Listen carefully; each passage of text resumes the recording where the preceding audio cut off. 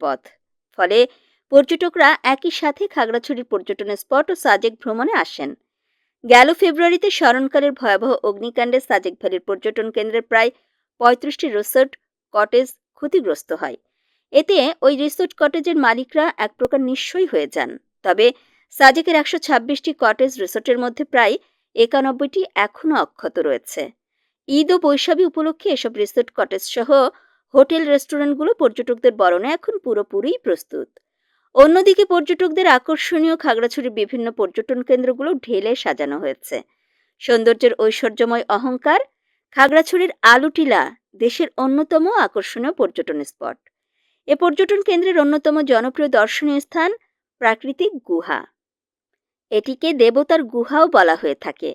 ২৮২ foot দৈর্ঘ্যের গুহার এক প্রান্ত থেকে অপর প্রান্তে যেতে গা ছমছম অনুভূতি জাগে। এখানে রয়েছে